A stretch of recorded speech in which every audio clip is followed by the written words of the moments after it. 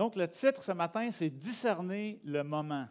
C'est vraiment ce qui m'est venu en tête quand j'ai vu ce texte-là. D'ailleurs, ce texte-là m'a inspiré avant même qu'on me l'attribue pour l'enseigner. Martin a dit « Ouais, je ne sais pas trop qui va prêcher ce texte-là. » J'ai dit « Hey, moi, ça me tente. » Je suis vraiment interpellé par ce texte-là parce que ça parle de quelque chose de concret. Et quand on lit la parole, il y a des choses qu'on voit directement et il y a des choses entre les lignes. Et discerner le moment, c'est entre les lignes de cette histoire. Et je suis certain que ça vous est déjà arrivé d'être dans une situation où est-ce que vous ne savez pas comment vous comporter. Juste avant, je n'ai pas les images ici. Je pensais qu'on avait allumé déjà, désolé. Je viens de peser sur le bouton. Là.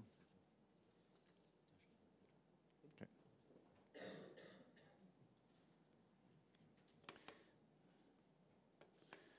Donc, ça vous est déjà arrivé d'être dans une situation que vous ne savez pas comment agir. Qu'est-ce que je devrais faire? Qu'est-ce que je suis supposé être en train de faire en ce moment? Par exemple, quand on commence un nouvel emploi, est-ce que j'attends qu'on me dise quoi faire? Est-ce que je prends des initiatives? Si je fais ça, c'est-tu aller trop loin? Donc, c'est normal d'être dans des situations qu'on ne sait pas toujours qu'est-ce qu'on est supposé de faire. Mais vous savez, dans chaque situation donnée, il y a plusieurs bonnes façons d'agir. Il y a plusieurs mauvaises façons d'agir aussi. Mais je me suis déjà posé la question, c'est-tu normal que je ne sois pas certain c'est quoi que je suis supposé de faire? Il y a plusieurs réponses. L'important, c'est de discerner qu'est-ce qui est en train de se passer. Puis les choix qu'on va faire dans une situation donnée vont être influencés par nos valeurs, qui on est, qu'est-ce qu'on a reçu comme bagage, mais aussi sur notre compréhension de qu'est-ce qui est en train de se passer. Discerner le moment. Qu'est-ce que ça veut dire, discerner le moment? J'ai demandé à Gemini de me suggérer une définition. C'est d'avoir la capacité d'analyser une situation avec clarté et justesse afin de déterminer la meilleure action ou le moment opportun pour agir.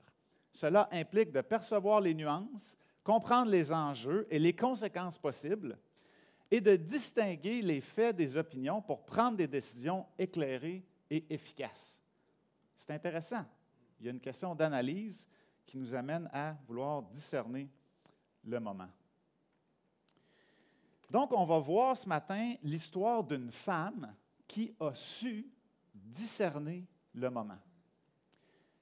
Et à travers ce récit-là, on va voir de façon intercalée d'autres personnages qui vont être dans le champ, qui ne vont pas discerner le moment adéquatement. Fait que si vous avez vos Bibles, vous pouvez suivre dans vos Bibles, ou sinon, le texte est affiché à l'écran. On va lire dans l'Évangile de Marc au chapitre 14, les versets 1 à 11. La fête de la Pâque et des pains sans levain devait avoir lieu 2 jours après. Les chefs des prêtres et les spécialistes de la loi cherchaient les moyens d'arrêter Jésus par ruse et de le faire mourir. Ils se disaient, en effet, que ce ne soit pas pendant la fête, afin qu'il n'y ait pas d'agitation parmi le peuple. Comme Jésus était à Béthanie, dans la maison de Simon le lépreux, une femme entra pendant qu'il se trouvait à table. Elle tenait un vase qui contenait un parfum de nard pur très cher. Elle brisa le vase et versa le parfum sur la tête de Jésus. Quelques-uns exprimèrent leur indignation entre eux. À quoi bon gaspiller ce parfum? On aurait pu le vendre plus de 300 pièces d'argent et les donner aux pauvres. Et ils s'irritèrent contre cette femme. Mais Jésus dit, « Laissez-la. Pourquoi lui faites-vous de la peine? Elle a fait une bonne action envers moi. En effet, vous avez toujours les pauvres avec vous et vous pouvez leur faire du bien quand vous le voulez, mais vous ne m'avez pas toujours. Elle a fait ce qu'elle a pu. Elle a d'avance parfumé mon corps pour l'ensevelissement. Je vous le dis en vérité, partout où cette bonne nouvelle sera proclamée dans le monde entier, on racontera aussi en souvenir de cette femme ce qu'elle a fait. Judas Iscariote, l'un des 12, alla vers les chefs des prêtres afin de leur livrer Jésus. Ils se réjouirent en l'entendant et promirent de lui donner de l'argent. Quant à Judas, il se mit à chercher une occasion favorable pour le trahir. On va prier ensemble. Merci notre Dieu pour ta parole qui nous révèle la vie du Seigneur Jésus. Merci parce qu'on peut voir ces différentes interactions entre des vrais êtres humains qui l'ont côtoyé et qui ont agi et réagi. Merci parce que ça nous sert d'exemple et qu'on peut être édifié, être averti et être enseigné, Seigneur, de toute ta sagesse. Merci pour ce texte qu'on peut avoir ce matin et que tu puisses bénir ce temps ensemble et ouvrir nos cœurs à ta parole. Amen. Donc, on va regarder 5 courtes sections. On va voir premièrement des leaders religieux qui sont égoïstes. On va voir ensuite une femme qui voit juste. On va voir des convives qui sont aveuglés.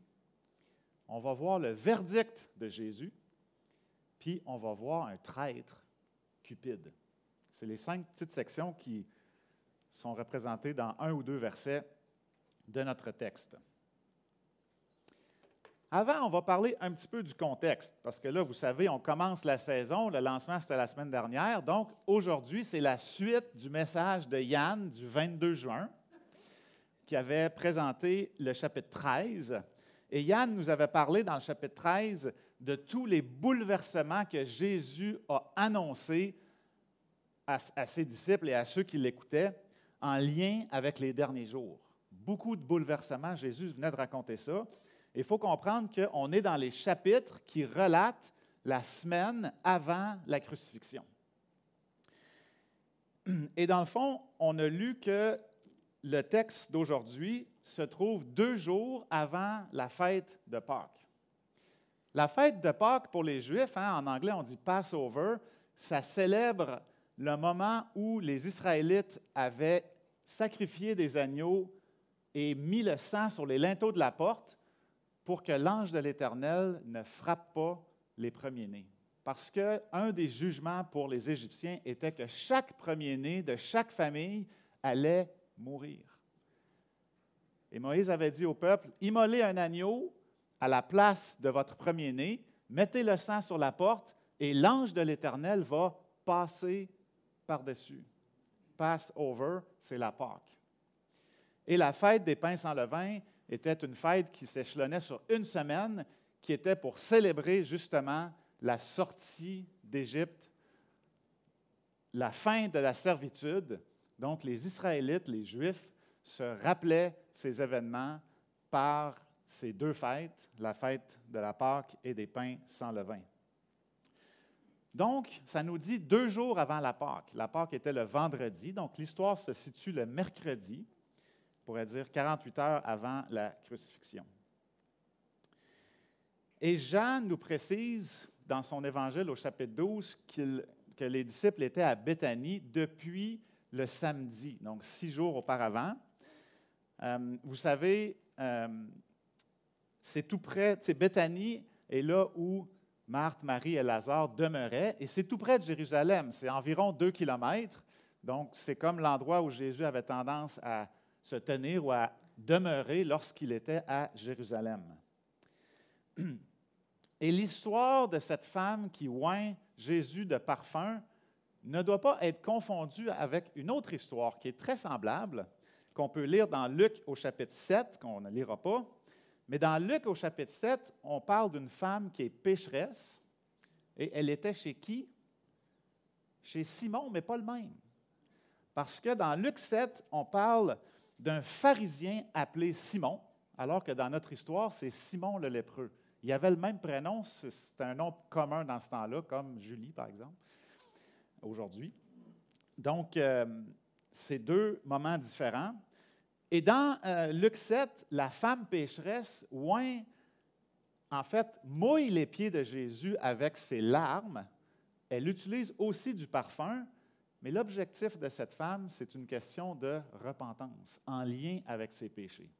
Donc, ce n'est pas cette histoire-là. C'est une histoire qui lui ressemble, mais on va voir la richesse de l'histoire d'aujourd'hui de Marc 14. Donc, les versets 1 et 2. Les versets 1 et 2 nous montrent des leaders religieux qui sont égoïstes. Il faut se rappeler, oui, on est dans la semaine avant la crucifixion, et au chapitre 12, il y a l'histoire des vignerons, où est-ce que Jésus parle du propriétaire de la vigne qui envoie des serviteurs qui sont assassinés, battus les uns après les autres. Et les chefs religieux ont très bien compris avec cette histoire-là que Jésus était en train d'accuser les chefs religieux d'avoir tué les prophètes. Et il annonçait en quelque sorte qu'ils allaient aussi mettre à mort le Fils de Dieu. Et tout le chapitre 12, on a vu à quel point il y a cette rivalité entre Jésus et les chefs religieux, parce que les chefs religieux essaient de coincer Jésus, Jésus répond avec sagesse. Donc, il y a vraiment cette guéguerre, qu'on pourrait dire, cette rivalité qui est dans le contexte, de sorte que les chefs religieux commençaient vraiment à détester Jésus. Ils le détestaient parce qu'ils se sentaient menacés par la popularité de Jésus et de ses enseignements, qui étaient une menace pour eux.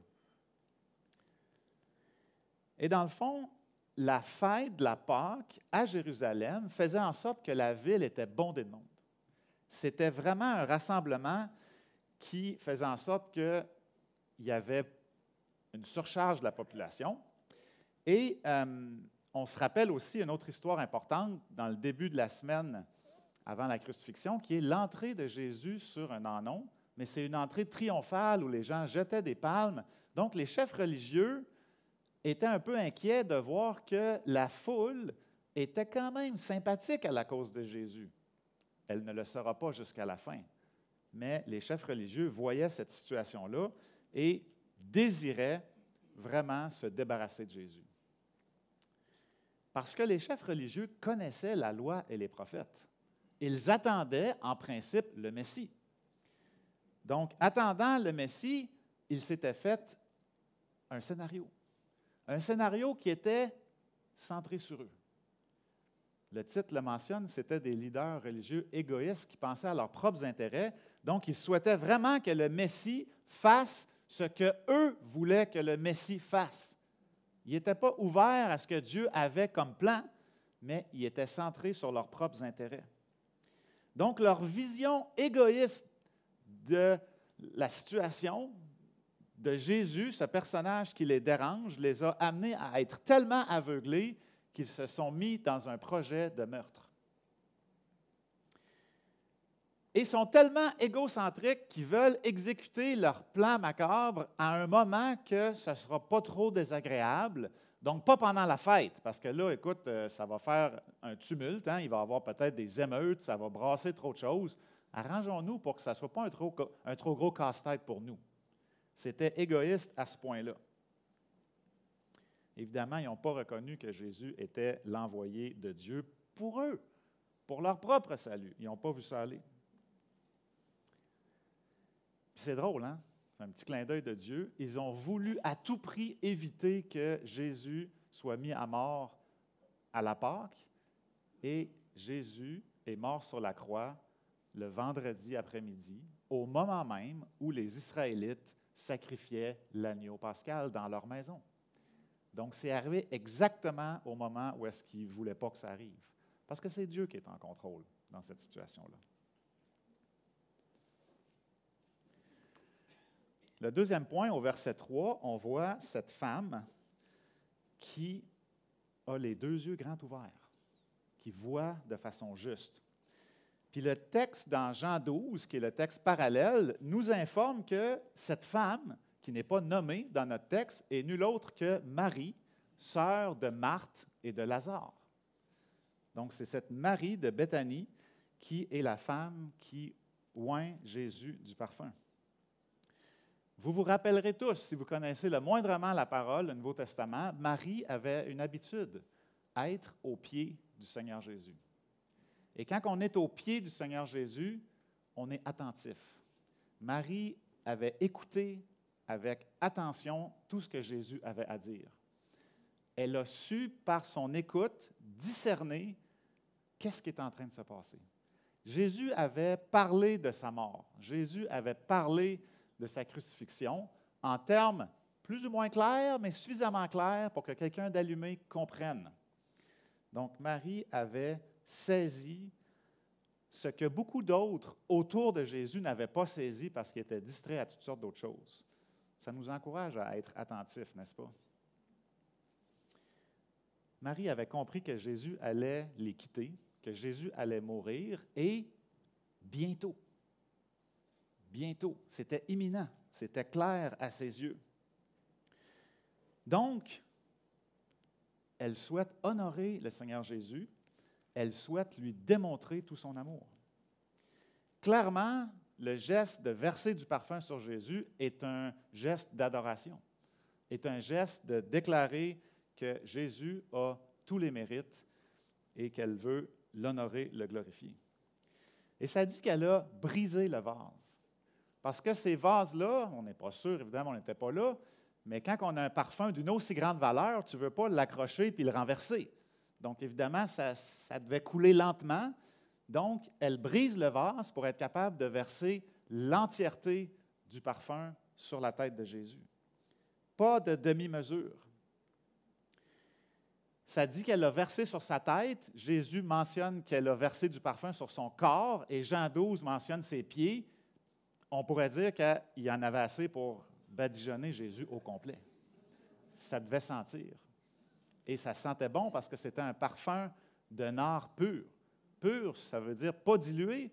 C'est un parfum de grande qualité, d'une grande valeur. Ce n'est pas l'eau de toilette la moins chère qu'on trouve dans la petite boutique pour enfants.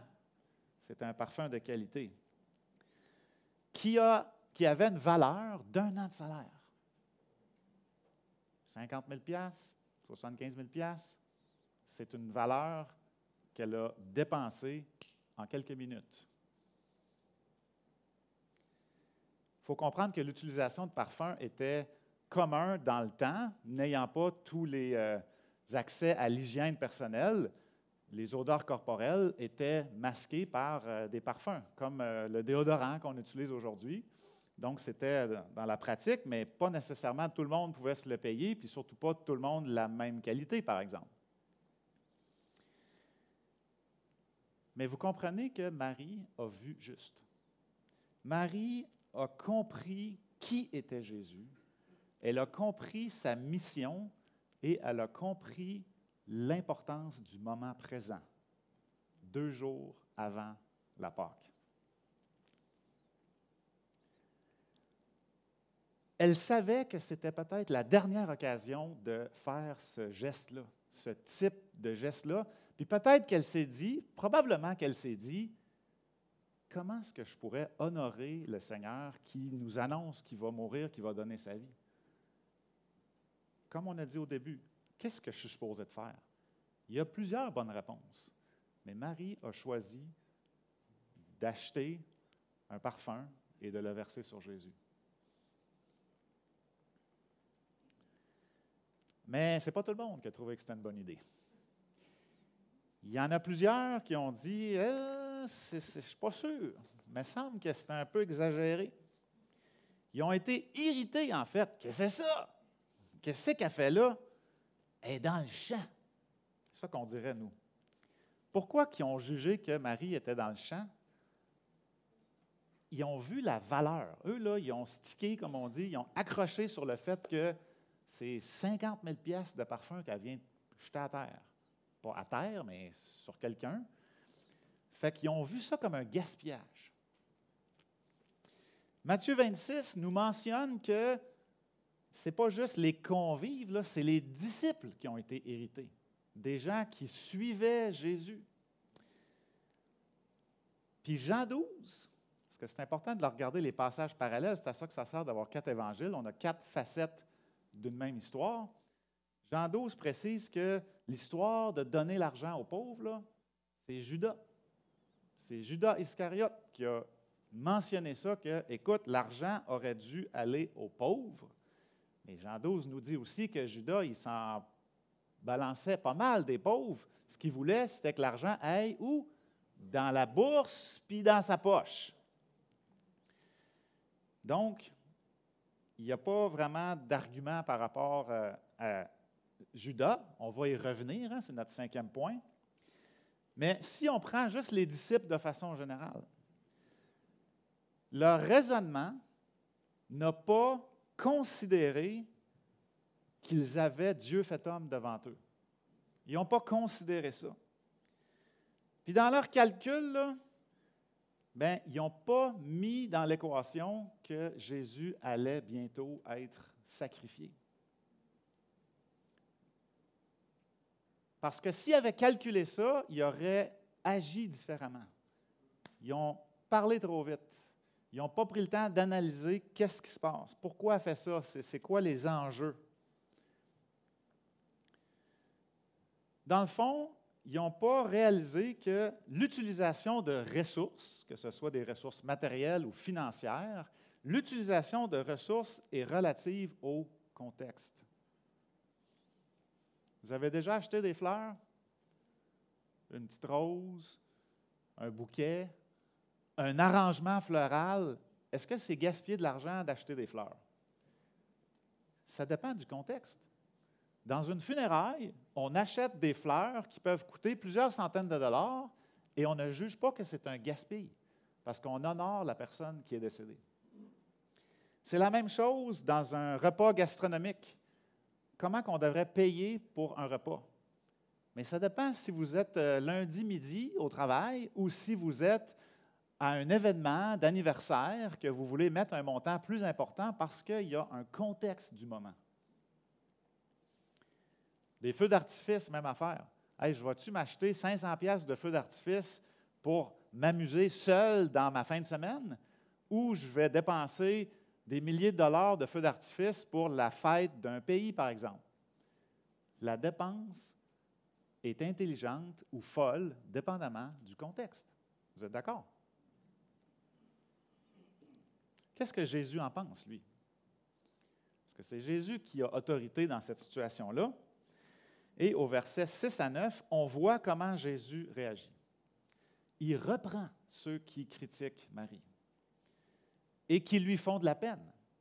Parce que, outre le jugement de valeur, il y a une femme qui vient de faire une belle action et elle devrait se sentir mal parce que tout le monde la critique.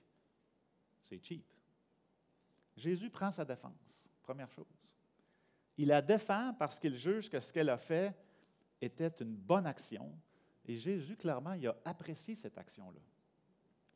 Non seulement il a apprécié, mais Jésus a jugé approprié un geste d'adoration qui consiste à verser 50 000 $ de parfum sur sa tête.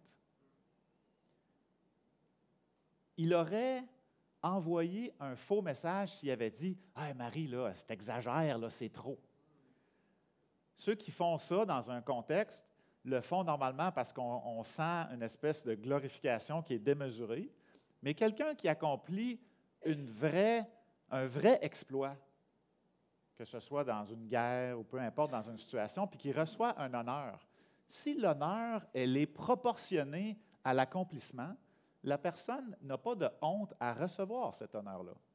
Si c'est un honneur exagéré pour une banalité ou quelque chose qui a été fait de façon malhonnête, c'est vrai que l'honneur ne devrait pas être accepté. Mais est-ce que Jésus devait accepter cet honneur-là? Est-ce que Dieu doit se sentir mal que tout le monde veuille l'adorer? Pas du tout. Donc, le verdict de Jésus, c'est ce geste-là est approprié parce que je suis digne de louange et ce n'est aucunement égoïste de la part de Jésus. Si Dieu laisse sa gloire à un autre, il n'est pas juste. La justice, c'est que Dieu reçoive l'honneur qui lui est dû. Et Jésus va rejeter l'argument de l'histoire des pauvres.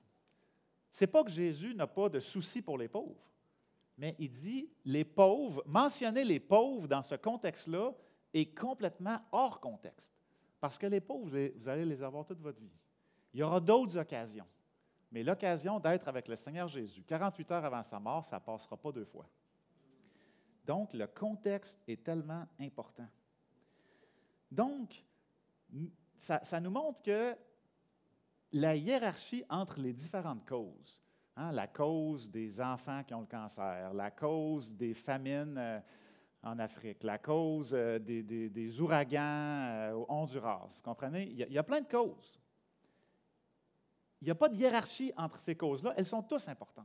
Elles sont toutes importantes, mais la question, c'est quel est le contexte? Est-ce qu'il y a quelque chose qui vous touche, vous particulièrement? Est-ce qu'il y a une crise en ce moment qui ne sera plus la même plus tard? Est-ce qu'il y a un moment qui m'appelle à agir maintenant? La cause, mais le contexte, le moment. C'est des choses importantes, puis c'est ça que Jésus souligne avec l'histoire des pauvres. Et Jésus, oui, a mis une grande importance au fait que sa mort était imminente. Et il a même comparé le parfum à l'embaumement ou les soins de sa dépouille. C'est vraiment une façon de dire, oui, je vais mourir, et lorsqu'il y a un mort, bien, on honore la personne qui est décédée, puis on ne méprise pas le cadavre, vous comprenez? Fait que Jésus vient comme approuver ou confirmer, oui, je vais mourir. Donc, c'est approprié de sortir le parfum, puis les aromates, puis toutes les méthodes qu'on faisait pour honorer la dépouille d'un défunt. Et c'est tellement un beau geste d'adoration, c'est tellement audacieux de la part de Marie que Jésus a dit qu'on va en parler encore et encore pendant longtemps, et c'est le thème de notre prédication aujourd'hui en 2025. C'est intéressant, hein? Oui, on va s'en rappeler, Marie, de ce que tu as fait.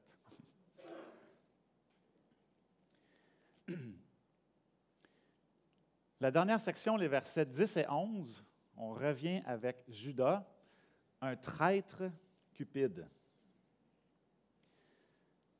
Vous savez, Judas a toujours vu Jésus comme une opportunité d'affaires. C'était très fonctionnel. Il voyait Jésus comme une façon de s'enrichir ou d'obtenir un certain gain. C'est depuis le début, parce que probablement que quand Judas a décidé de suivre Jésus, il a dit « Hey, ça, là, c'est quelqu'un qui va aller loin. C'est peut-être quelqu'un qui va même être roi un jour. Moi, je veux être dans sa petite gang rapprochée. Je pense que ça va être gagnant pour moi. C'est mon poulain, c'est comme de flairer là, une compagnie émergente, on achète des actions. Là. Je pense que cette compagnie-là va aller loin. C'est purement fonctionnel. Il a voulu investir à cet endroit-là de façon cupide.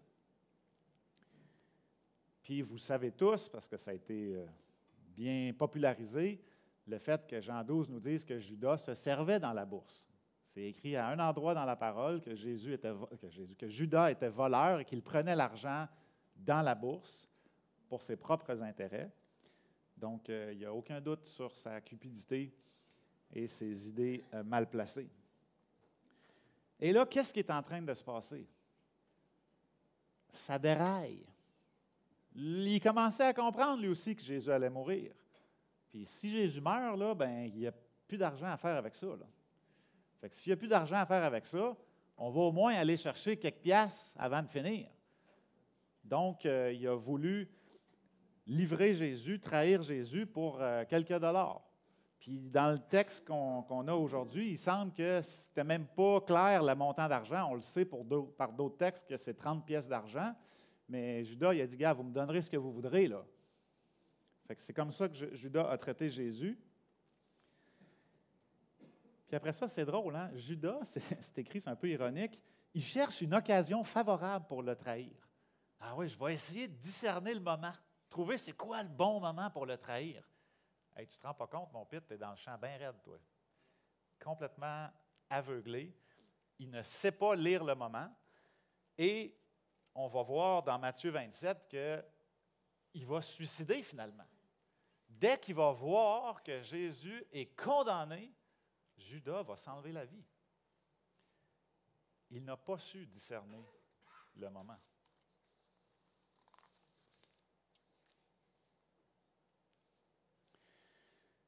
Fait qu'en conclusion, on a vu 5 personnages ou catégories de personnages, des leaders religieux égoïstes, une femme qui voit juste, des convives aveuglés. On a vu le verdict de Jésus, puis on a vu un traître cupide. C'est important de discerner le moment. C'est ce qu'on a vu dans le texte ici. Mais j'aimerais qu'on regarde un petit peu, pour la minute qui nous reste, qu'est-ce que ça change?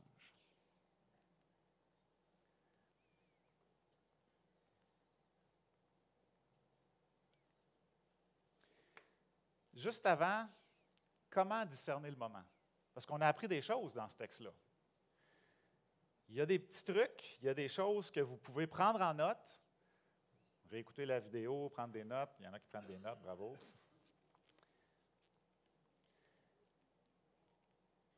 Dieu mérite l'adoration et ce n'est pas du gaspillage. Ça, c'est quelque chose d'important que ça change pour nous. Puis juste à vous rappeler des holocaustes dans l'Ancien Testament.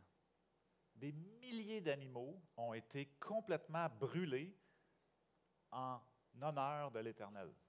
Des sacrifices entiers brûlés. Oui, il y avait des sacrifices que la viande était conservée pour nourrir les gens, mais il y avait des holocaustes entièrement brûlés. Pourquoi?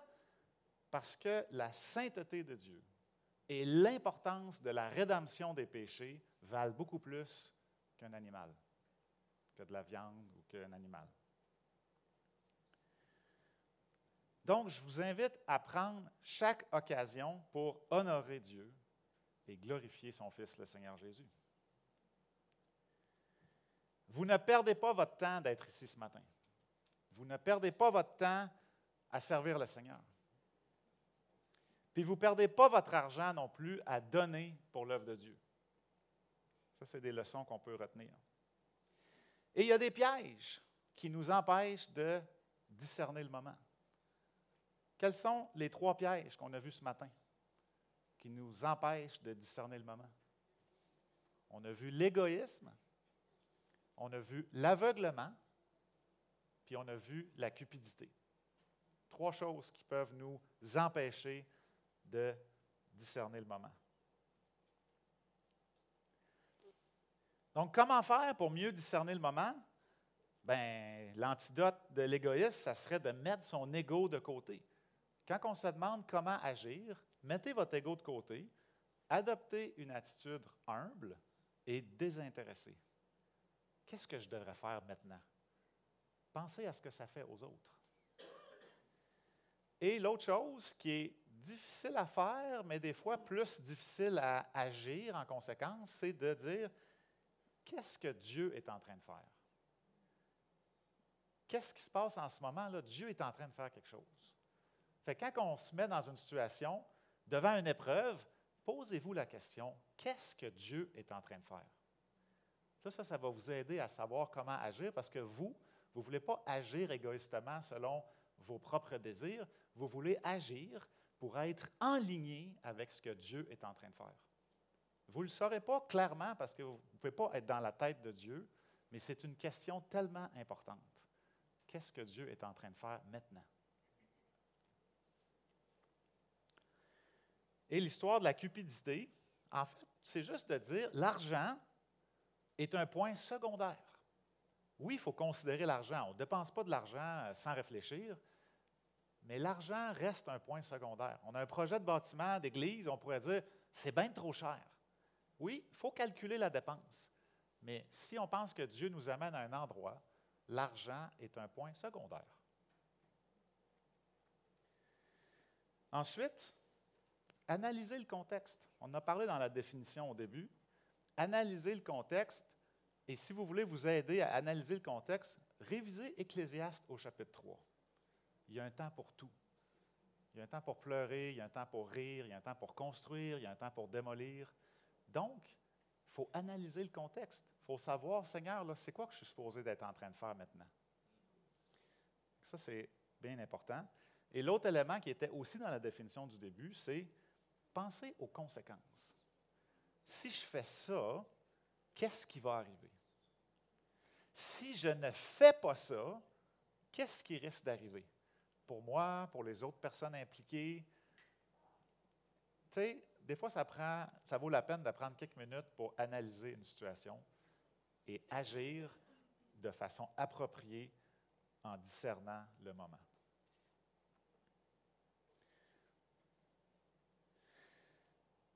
J'ai quelques petits exemples à donner avant de terminer. J'ai mentionné les funérailles. Quand quelqu'un décède qui est plus ou moins proche de nous, on peut décider d'aller aux funérailles ou de ne pas aller aux funérailles. Discernez le moment. Posez-vous la question, c'est-tu approprié que j'y aille? Clairement, des funérailles, ça n'arrivera pas 2 fois dans la vie de cette personne-là. C'est un exemple. Lorsque c'est l'anniversaire de quelqu'un, est-ce que c'est une personne qui a une grande importance pour moi, une moins grande importance pour moi? Est-ce que c'est un anniversaire qui mérite d'être souligné? Discernez le moment. Tous les événements uniques qui arrivent seulement une fois. Si votre enfant fait des cours de natation à tous les mardis soirs, ce n'est pas si grave si vous manquez une fois. Mais s'il y a une compétition, que vous savez que c'est un moment important dans la vie de votre enfant, discernez le moment.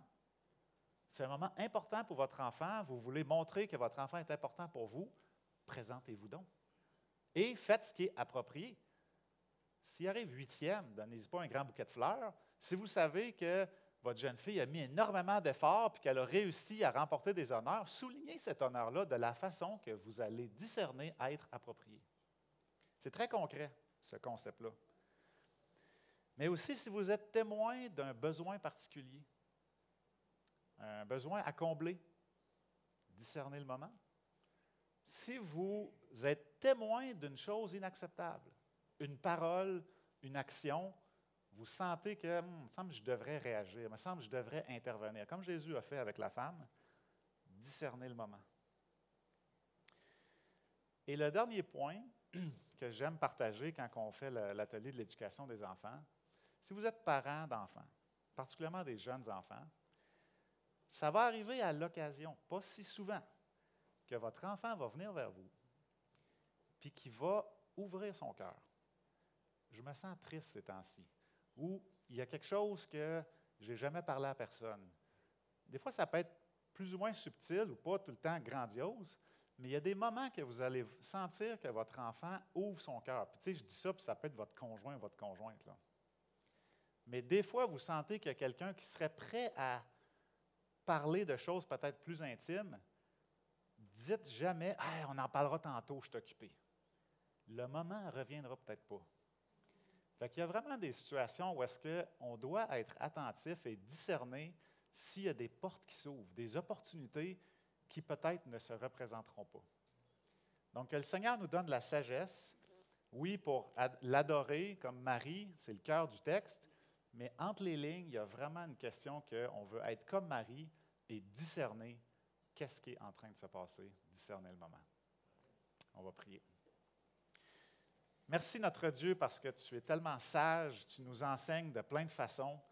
Et Seigneur, moi-même, en étudiant ce texte, j'ai appris des choses, j'ai réalisé, j'ai approfondi des concepts qui sont tellement pratiques, qui nous aident à mieux comprendre tout ce que tu places autour de nous. Merci pour cette Marie qui nous inspire, qui nous montre, Seigneur, qu'on peut comprendre le moment, qui montre qu'on peut mettre notre ego de côté, on peut considérer l'argent comme un point secondaire, Seigneur, parce qu'il y a tellement de choses qu'on peut accomplir qui sont plus grandes que le terrestre. Merci parce qu'on peut avoir les yeux pour voir, Seigneur, l'invisible et que tu puisses continuer de nous aider à être sages, te mettre en premier et discerner, Seigneur, les moments que tu places devant nous. Amen. Culte 2 à Écart.